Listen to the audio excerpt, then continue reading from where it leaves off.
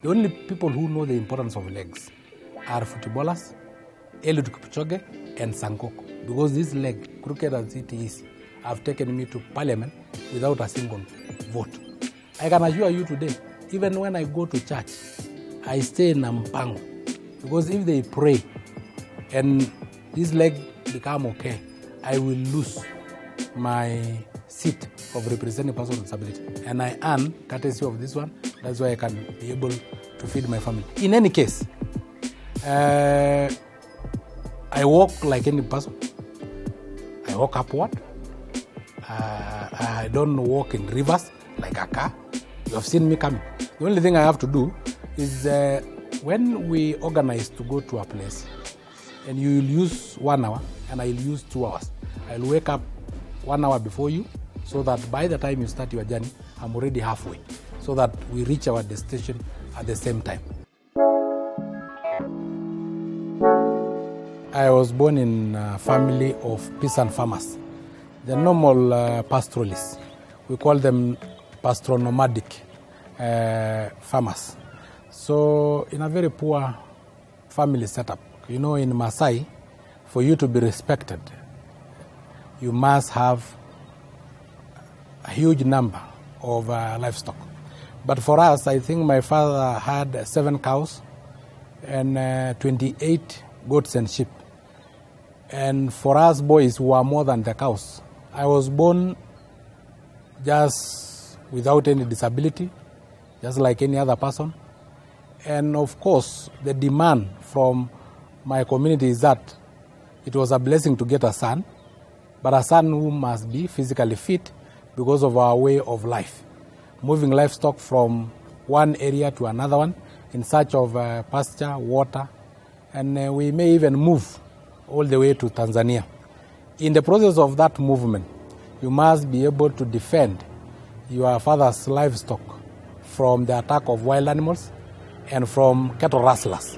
So you must be physically fit, of which at that particular time, I fitted very well because I was very fit, I was very active. The other thing for a boy born in a family is that he will be able to enrich his father through cattle rustling by raiding other communities and coming back with cows, goat and sheep. But unfortunately, for me, I became disabled at the age of 12. But before I became disabled, the chief came around and said that every man must give out a son for education. Because at that time, not everybody was going to school. So my father analyzed me with my brothers and decided that I'm the one to go to school, not because he loved me, but because I was a bit naughty. When I go to look after cows, sometimes I come back when some are lost. You know, I will go and play with boys, I'll go and do hunting, so I can, the cows can really get lost. And again, every now and then there was a lot of cases of the boys that I have beaten. So my father decided that I am the one to go to school because of being naughty. So I was taken to school. And for me, when I went to school, I knew it's just another way of passing time. To wait until that time that I was circumcised so that I can join Moranism and enrich my father through raiding other communities. And by the way, I had already identified some regions, like a place in Naivasha called Mayala. We had gone to Naivasha in search of water for our livestock several times, like Naivasha. So there is a place called Mayala I used to pass. And there are a few Kikuyu bombers that used to have very nice multicolored cows. You know, we used to have those Zebu cows. But then they have the Fresian, they have the Jersey, the Asia. You know, they are multicolored and very beautiful. So I told my age mates, when we grow up, those small calves playing around that family will be of age to be stolen, of course. So I will be the one to steal from this bomber and that bomber, and no one is permitted to steal from that bomber when we become Morans. But unfortunately, one day I fell ill. So I was fainting. I had some seizures and high temperatures. So my father, and there was difficulties in breathing. So my father decided to take me to hospital with my mother. I was taken to the same place I wanted to go to raid, called Maela, because that was the closest place. It was around 26 kilometers. The other close place was Narok town, which was 38 kilometers. So it was easier for them to carry me all the way to Maela. So when I went to Maela, we went to a private clinic.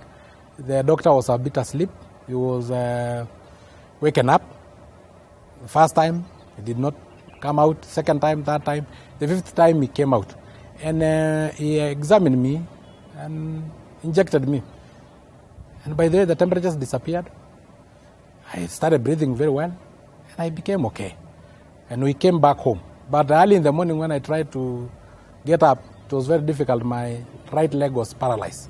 So I informed my mother and my father. I was taken back to the hospital. They said that I should go and be massaged with salty water. I was massaged for 2 weeks. It was not improving. So I was taken to Kijabe Mission Hospital. I was assessed by a doctor who was a Mzungu. And you know, Britons don't know how to lie.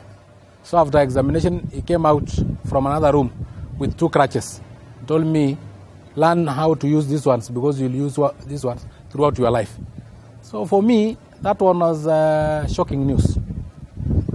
Not because I will be walking with crutches. That one I could manage. But depending on how many boys had crossed their red line, it will be very difficult because it will be payback time in school and even at home. Actually, I had a very rough time at school. Sometimes, like one boy ran away with my crutches the whole night, and I stayed in class because, you know, in school you cannot crawl because it is mostly concrete, and it will really bring scars on your knees and hands. And they really had to sort me out, and they did. They sorted me out. But I thank God because during that time when I could not face the boys in any physical fight, I decided I'll have my own fight, the mental fight, that I will improve and read hard. In any case, I could not go to the field because they will sort me out. I better remain in class because when I scream, the teachers will come and save me. So remaining in class, of course, the books are there. So I kept on revising. I used to be number 72 out of 72. It's only once before I became disabled that I became number 71 out of 72. And I actually celebrated. And I informed the head teacher, who cut my celebration short because he informed me that one boy was actually sick and he did not do the exam. So I was still number last, only that there was 71 this time. But I had thought that I had already overtaken one boy in the exam. My father and my head teacher, Mr. Tom Sangay, thought that I have not accepted and that I want to commit suicide. So I was put under 24-hour surveillance. I had to spend my night with the head teacher. And every now and then when I go to the toilet, one boy must accompany me to the toilet so that they see if I can commit suicide. But to them, they did not know that I had made a resolve, that I have lost the ability to use my leg, I have lost my physical strength, which is needed in using jembes in farms, which is needed in moving our livestock from point A to point B in search of water and pasture, which is also needed in physical fights, which is also needed in raid and cattle rustling. So I decided, no, I will change my line of thoughts and my dreams and my aspirations. And I decided because the brain is not affected by the injection, I will now start studying very hard. So when I started studying very hard, I became number 15, and then number 8, and then number 3, and then number 1, and that is what I became up to Kericho High School and even to University of Nairobi Medical School. Again, I decided that I will have to use my hands because they were not affected by the injection. So after high school, since we had 2 years layoff before we joined the university during those days, then I went to Narok Youth Polytechnic, where I studied carpentry. This chair I'm sitting on is the work of my hands. And other chairs, even the green ones that you have seen there, you'll go and see that most of them, they are actually done by hand You know, they are not done by machine. Even these, is it legs? They are done by hands and panga. So, because I don't have the machines. So I'm a qualified carpenter. Again, I decided that I will have to use my mouth because it was not also affected by the injection. And I don't have to tell you that when I was in high school, I was chairman of 5 different clubs, including Young Farmers Club, Debating Club, Affiliation Club, Christian Union, and so on, and courtesy of my mouth. I was also the school captain in Kericho High School. When I went to the university, I was elected by students to lead the Nairobi University Student Association for the Disabled, as called NUSAD. I also elected by the Maasai University students to lead the Maasai University Association of Nairobi University. And to cap it up, I was elected the president, student organization of Nairobi University, by garnering 15,000 votes out of 17,000 of the University of Nairobi at that time. That is courtesy of my mouth, and of course now I'm a member of parliament representing persons with disability, courtesy of the use of my mouth. In any case, you should never give up because there is a roadblock in your way. Some of these roadblocks that are put on your way can really become stepping stones. If somebody throws stones onto you, it is upon you to decide, what will I use these stones to? Is it to throw back or to build a castle?